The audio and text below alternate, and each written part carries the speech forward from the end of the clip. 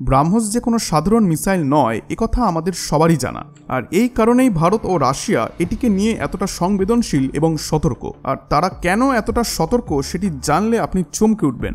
আসলে গল্পটা শুরু হয়েছিল অনেক আগে থেকেই, যখন রাশিয়া একসময় ক্লিয়ারলি জানিয়েছিল যে ব্রাহ্মস কোনো তৃতীয় দেশকে বিক্রি করা যাবে না।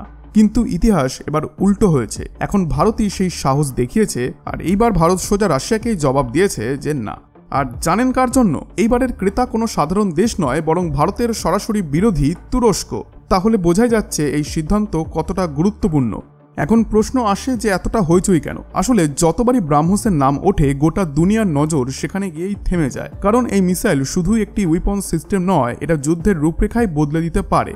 একটা এক্সাম্পল হচ্ছে যে দাবা খেলায় একটি দানেই পুরো গেম প্ল্যানটাকে পাল্টে ফেলা যায়, ঠিক তেমনই যুদ্ধক্ষেত্রে ব্রাহ্মস এমন এক অস্ত্র যা কয়েক সেকেন্ডেই শত্রুর খেলাকে শেষ করে দিতে পারে। এই কারণেই আজ পৃথিবীর প্রতিটি দেশ এর ওপর নজর রাখছে, কারণ সবাই জানে যেদিন এই অস্ত্র ময়দানে নামে যুদ্ধের নিয়মই বদলে যায়। দেখুন, ইতিহাস মাঝে মাঝে নিজেই নিজেকে রিপ্লে করে, শুধু চরিত্রগুলি বদলে যায়। একসময় ইউক্রেন চেয়েছিল ব্রাহ্মস মিসাইল, কিন্তু রাশিয়া কোনোভাবেই তাতে রাজি হয়নি। কারণ একটাই, যে যদি এই সুপারসনিক মিসাইল ইউক্রেনের হাতে পৌঁছে যেত তাহলে রাশিয়া ইউক্রেনের যুদ্ধের সংজ্ঞা বদলে যেত এক লহমায়।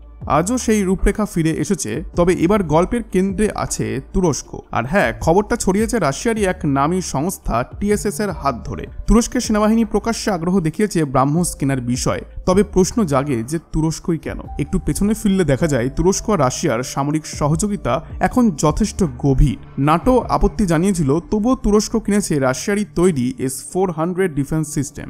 এবার তুরস্কের টার্গেট হলো ব্রাহ্মস। কারণটা খুবই কৌশলগত, যে এই মিসাইল পেলে তুরস্ক সরাসরি প্রভাব ফেলতে পারবে তার আঞ্চলিক প্রতিপক্ষদের ওপর, বিশেষ করে গ্রিস, সাইপ্রাস এবং ইসরায়েল। ভাবুন একবার, এমন একটা মিসাইল যা র্যাডারকে বোকা বানিয়ে অদৃশ্য গতিতে এগিয়ে যায় আর কয়েক সেকেন্ডে ধ্বংস করে শত্রুর মূল ঘাঁটি। আর এখানেই আসল টুইস্ট। তুরস্কের প্রাক্তন প্রতিরক্ষা মন্ত্রী এবং সেনা প্রধান হুলুসি আকার সরাসরি প্রেসিডেন্ট এরদোগানকে বলেছেন, শুধু TB2 ড্রোন বা সাপোর্ট সিস্টেম দিয়ে চলবে না, আমাদের যদি প্রতিপক্ষদের মাথার ওপর কর্তৃত্ব রাখতে হয় তাহলে ব্রাহ্মসের মতো মিসাইলও আমাদের লাগবেই। এই বক্তব্য কেবল একটি সামরিক মন্ত্রীর মতামত নয়, এটা ভবিষ্যতের এক শক্তিশালী সংকেত। তুরস্কের এই দাবি শুধুই কূটনৈতিক আগ্রহ নয়, বরং এক সামরিক উচ্চারণ যার আওয়াজ সারা অঞ্চলে ছড়িয়ে পড়েছে। চলুন একটা সহজ উদাহরণ দিয়ে বিষয়টা বুঝি। ধরুন একটা প্যাচালো আকড়ায় কোনো দাপুটে পেহেলওয়ান বিশাল লাঠি হাতে নেমে পড়েছে, আর তার এক উপস্থিতিতেই অন্যরা ভয় পেয়ে যায়, কারণ ওর অস্ত্র, ওর কৌশল আর ওর রুতবা আলাদা ক্লাসের। ঠিক এমনটাই তুরস্কের পরিকল্পনা। যদি তাদের কাছে TB2 ড্রোন আর ব্রাহ্মস, এই দুই ভয়ঙ্কর অস্ত্র একসঙ্গে থাকে, তাহলে গোটা অঞ্চলে তারা হয়ে উঠবে এক নম্বর খেলোয়াড়, এমন এক স্ট্র্যাটেজিক ফোর্স যাকে উপেক্ষা করা কঠিন। কিন্তু বাধা কোথায়? যে তুরস্ক সরাসরি ভারতের কাছে এসে ব্রাহ্মস চাইতে পারে না, কারণ সম্পর্কটা বলাই বাহুল্য বরাবরই কাটা ঘেরা। তুরস্ক কাশ্মীর ইস্যুতে প্রকাশ্যে পাকিস্তানের পাশে দাঁড়ায়, আন্তর্জাতিক মঞ্চে ভারত বিরোধী অবস্থান নেয়। তাহলে এমন একটা দেশকে ভারত তার গর্বের অস্ত্র ব্রাহ্মস কেন দেবে? এক কথায় দেবেই না। এখানেই তুরস্কের চিন্তাধারায় এলো বাইপাস। তাদের ধারণা রাশিয়ার মাধ্যমে ব্রাহ্মস পাওয়ার একটা উপায় হয়তো বের করা সম্ভব, কারণ রাশিয়া আর তুরস্কের সম্পর্ক মোটেই খারাপ নয়। আগেও S-400 চুক্তিতে তারা পশ্চিমা চাপকে উপেক্ষা করে একসঙ্গে নেমেছে, এবং তুরস্কের মনে হয়েছিল পুতিনের সঙ্গে ভালো বোঝাপড়া থাকলে হয়তো রাশিয়ার মাধ্যমেই এই ব্রহ্মাস্ত্র পাওয়া যাবে। কিন্তু ভারতের পক্ষ থেকে সোজা সাপটা একটা ভেটোর মতো জবাব আসে। ভারত ক্লিয়ারলি জানিয়ে দেয় ব্রাহ্মস কোনো সাধারণ মিসাইল নয়, এটা বিশ্বের সবথেকে জটিল আর প্র্যাকটিক্যালি নন ইন্টারসেপ্টেবল অস্ত্রগুলির মধ্যে একটি। এই কারণে বিশ্বের বহু দেশই এর ওপরে নজর রেখেই চলেছে, স্পাই করছে, কারণ এটা যুদ্ধের রূপরেখাকে বদলে দিতে পারে। এখন নিজেই ভাবুন, এই ধরনের এক উচ্চ ক্ষমতা সম্পন্ন মিসাইল যদি একটি দেশের হাতে যায় যেটা ভারতের নিরাপত্তা নিয়ে কখনো ভাবে না, সেটা কতটা বিপজ্জনক হতে পারে। আর মূল ভয়টা কোথায় জানেন? ইন্ডিয়া জানে যে তুরস্কের হাতে ব্রাহ্মস গেলে সেই টেকনোলজি একটা সময় গিয়ে পৌঁছাতে পারে পাকিস্তান এবং তারপর চীনের কাছে। তুরস্ক পাকিস্তানের একনিষ্ঠ বন্ধু। ইউএন হোক বা কাশ্মীর বিতর্ক, সর্বত্র পাকিস্তানের পাশে দাঁড়ায়। আর চীন তো প্রযুক্তির চুরি আর রিভার্স ইঞ্জিনিয়ারিং এর পুরনো মাস্টার। এই টেকনোলজি একবার যদি চীনের হাতে পড়ে যায় তাহলে তারা একে কপি করে আরো ভয়ঙ্কর ভার্সন বানিয়ে দিতে পারে। এই সময় ক্ষতিটা হবে শুধু ভারতের নয়, রাশিয়ারও, কারণ তখন তাদের যৌথ প্রযুক্তি ছড়িয়ে যাবে প্রতিপক্ষের ঘরে ঘরে। সুতরাং এই না বলাটা শুধু একটি রাজনৈতিক স্ট্যান্ড নয়, এটা একদম কৌশলগত নিরাপত্তার প্রশ্ন। আর এটাই বুঝিয়ে দেয় যে কেন ব্রাহ্মস কেবল অস্ত্র নয়, এটা ভারত রাশিয়া পার্টনারশিপের এমন এক প্রতীক যা ভুল হাতে পড়লে পুরো আঞ্চলিক ভারসাম্যই উল্টে যেতে পারে।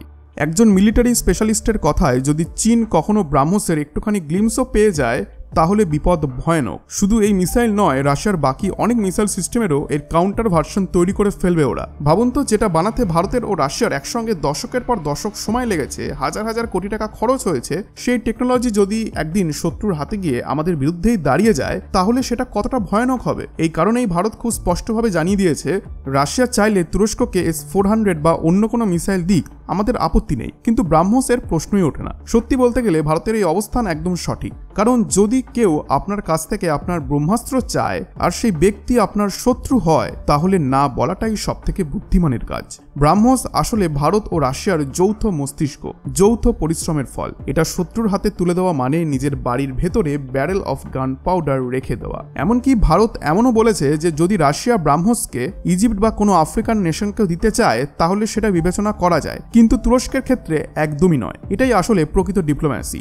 ভারত বুঝিয়ে দিয়েছে বন্ধুত্ব নিজের জায়গায় আছে, কিন্তু ন্যাশনাল সিকিউরিটি আর ন্যাশনাল ইন্টারেস্টের ওপরে কিছুই নয়। একজন কৃষকের মতো ভাবুন, সে নিজের জমির পাহাড়দার।